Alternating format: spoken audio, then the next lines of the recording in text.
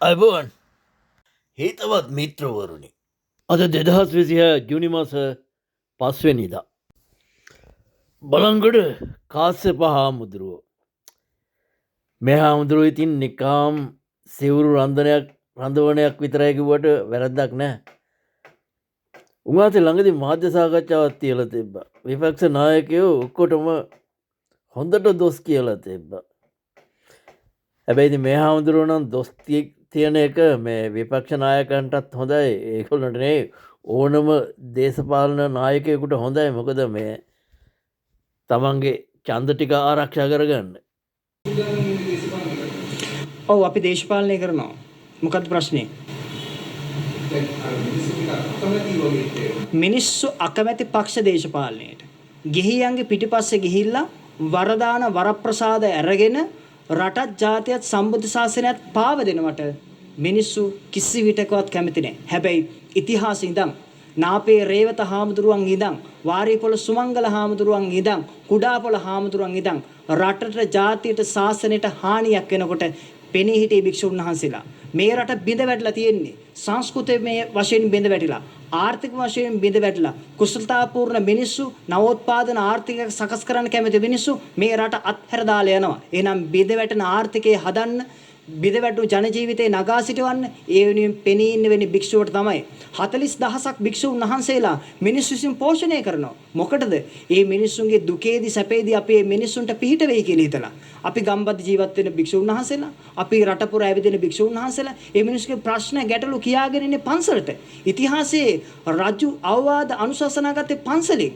වැඩි ඕනේ අනුරාධපුර යුගයට යන්න අනුරාධපුර හිටපු සංඝරාජ හාමුදුරුවෝ කාශ්‍යප හාමුදුරුවෝ උන්වහන්සේගේ අවවාදන අශාසනා මත තමයි රාජ්‍ය කටයුතු කරේ. ඉතින් ඒ නිසා ඉතිහාසයේ ඉඳන් භික්ෂුව මේ රාජ්‍යයත් එක්ක එකට ගැට ගැහිලා තිබුණේ ගමයි පන්සලයි වැබයි දාගබයි කියන සංකල්පෙ මත රට ආර්ථික වශයෙන් දියුණු කරන. අවාසනාවට 815 මේ සුදු අධිරාජ්‍යවාදීන් මේ රාජ්‍ය අත්පත් කරගත්තට පස්සේ භික්ෂුන් වහන්සේලාට සහ සිංහල ජනතාවට නොයේ ආකාරයෙන් වද බන්ධනවට ලක් කළා භික්ෂුව විතන් කරා. ඊට පස්සේ අවසානයේ භික්ෂුව නතරුනේ කොතනින්ද? පක්ෂ දේශපාලනයට මාවත සකස් කරාට පස්සේ. ඒ නිසා අපි ගෞරවයෙන් භික්ෂුන් වහන්සේලාගෙන් සිහිපත් කරනවා පක්ෂ දේශපාලනයෙන් ඉවත් වෙන්න. මේ රට තවදුරටත් පක්ෂ වලට ගොඩනගන්න බෑ මහත්තයෝ. පක්ෂ ඉවරයි දැන්. මේ රට නැවත ගොඩනගනවා නම් ගොඩනගන්න ඕන ජාතික දේශපාලනයෙන් පුළුල් මහජන සංවිධානයක් ඇති වෙන්න ඕනේ. ඒ සංවිධානය තුල කතිකාවත වෙන්න ඕනි අනුර ගෙදරවල බලය ගන්න කොහොමද කියන එක නෙවෙයි.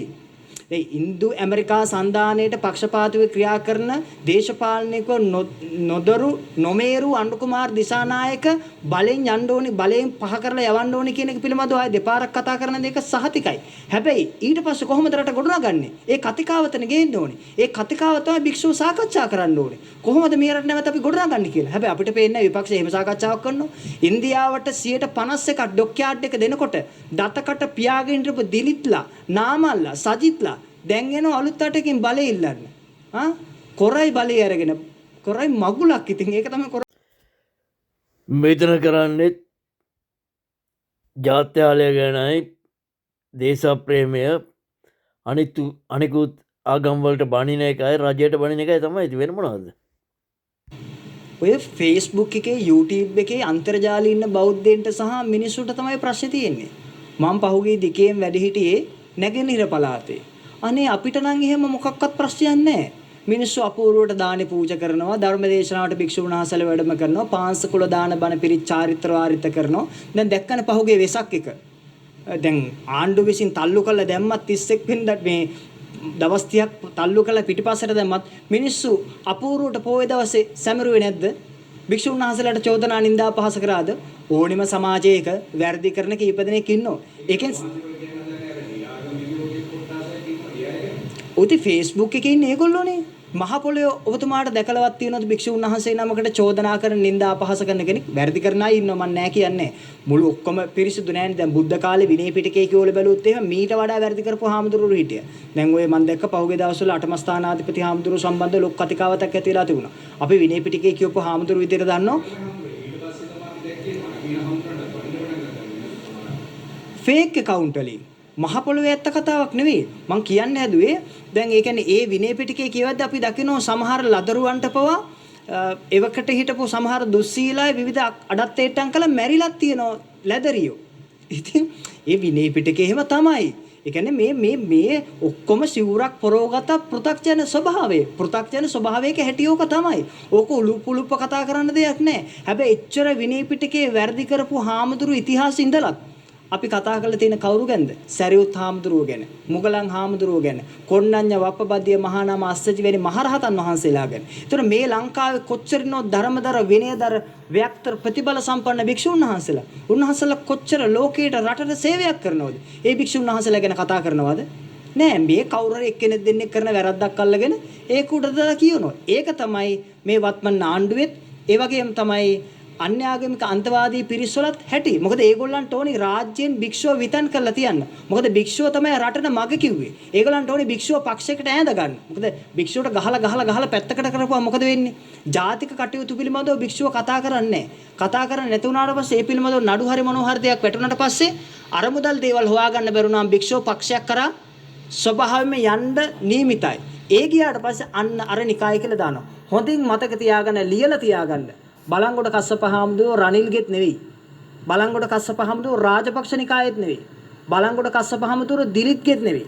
බලංගොඩ කස්සප හාමුදුරුවෝ ඇතුළේ මේ මහා සංඝරත්නයේ පෙනී ඉන්නේ රටේ ජාතියේ සම්බුද්ධ ශාසනයේ උන්නතිය වෙනුවෙන් කිසිදු පක්ෂයකට ගැති වෙන්නේ නැතුව. නමුත් ජාතියේ අවාසනාවට මේ වගේ හාමුදුරුවන්ගේ වොයිස් එකට ඉස්මතු කරලා තැනක් දෙන අය ඕන තරම් ඉන්නවා. ඔය දුස්සීල හාමුදුරුව ඉන්නව නම් ඒ ගැන කතා කරන එක වැඩක් නෑ තමයි. ඒත් මේකට ආණ්ඩුව ගාව ගන්න එපා. කරලා තියෙන බරපතල වැරැද්ද හැටියට පොලිසියට උසාවියට තීරණ ගන්න වෙනවා. තීරණ ගන්න පරක්කු වෙච්ච එක තමයි අපටත් තියෙන ප්‍රශ්නේ.